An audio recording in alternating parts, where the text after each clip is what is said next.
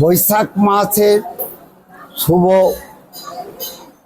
শুক্লা তিথিতে তৃতীয়াটা হচ্ছে অক্ষয় তৃতীয়া বলি আমরা। এই বৈশাখ মাস হচ্ছে খুব মধু মাস। এটা শ্রীকৃষ্ণ নারায়ণের খুব প্রিয় মাস। এই মাসে অনেক মাহাত্ম্য আছে। অক্ষয় তৃতীয়া তার অর্থ হচ্ছে যার কোনো ক্ষয় নেই। এই মাসে পরশুরামের আবির্ভাব হয়েছিল। এই মাসে মহাভারত রচনা হয়েছিল।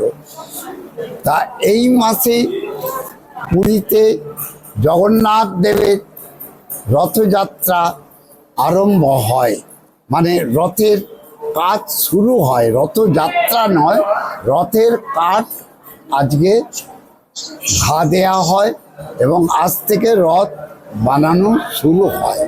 আর চন্দন যাত্রা কেন বলি?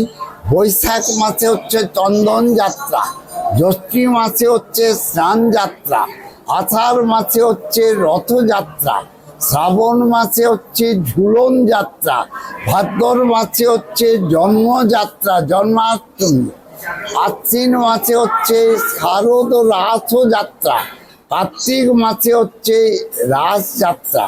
সেই জন্যে সবচেয়ে বড় যাত্রা হচ্ছে শ্রীকৃষ্ণ নারায়ণের সবচেয়ে বড় যাত্রা আষাঢ় মাসে রথযাত্রা। কিন্তু বৈশাখ মাসে আমরা চন্দন দিয়ে কেন করি তার একটা ইতিহাস আছে। তখনকার দিনে নারায়ণ প্রচণ্ড শ্রীকৃষ্ণের মাথা ধরেছে। তা তখনকার দিনে এত ব্যবস্থা ছিল না। ঠিক করা হলো যে চন্দন দেয়া হবে। তা অক্ষয় তৃতীয়ার দিন চন্দন দেয়া শুরু হলো। তা 42 দিন চন্দন দেয়া হলো। তাতে যখন তার মাথা ব্যথা সারলো না, তখন আমরা স্নানযাত্রার দিন তাকে স্নান করিয়ে দিলাম। তা আজ থেকে আমরা চন্দন শুরু করব। পুরীতে বিশাল চন্দন যাত্রা হয়। তাদের প্রতিনিধি চন্দন সরোবরে গিয়ে ওখানে নৌকো বিহার করে। আমাদের এখানে আজ সুবচান যাত্রার দিন সকাল 10:30টায় শুরু হবে, কারণ 10:56 পর্যন্ত আছে তৃতীয়া, শেষ ধরে কাজ। যার জন্যে আমরা 10:30টায় শুরু করব চন্দন দেয়া। আমরা নারায়ণকে সহদেবতাদের বলরাম, সুভদ্রা, জগন্নাথ দেবকে চন্দন দিয়ে, চন্দন মাখিয়ে, সারা দেহ চন্দন দিয়ে মাখিয়ে তার দেহকে ঠান্ডা করব, যাতে তার সেই রোগ নিবারণ হয়। সেটা 42 দিন আমরা চন্দন দেবো। 43 দিনের দিন আমরা স্নানযাত্রায় তাকে স্নান করিয়ে দেবো।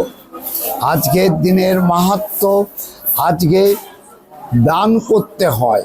অক্ষয় তৃতীয়ায় ব্রাহ্মণকে দান করতে হয়। যারা খুবই আমাদের নিপীড়িত মানুষ, তাদের দান করতে হয়। কাপড়, গামছা, শাড়ি, ফল, মিষ্টি ইত্যাদি। আর সাদা জিনিস দিয়ে বেশি দান করতে হয়। সাদা দই, সাদা চিনি, সাদা মিছরি দিয়ে দান করতে হয়। অক্ষয় তৃতীয়ায় যার ক্ষয় হয় না, এই অক্ষয় তৃতীয়া খুবই পুণ্য দিন, খুবই মাহাত্ম্যর দিন।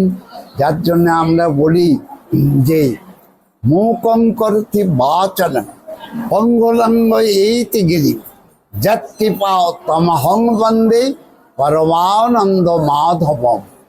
অর্থাৎ যদি তার কৃপা হয়, অর্থাৎ নারায়ণের যদি কৃপা হয়, জগন্নাথের যদি কৃপা হয়, শ্রীকৃষ্ণের যদি কৃপা হয়, পঙ্গু লঙ্ঘনগিরি করতে পারে।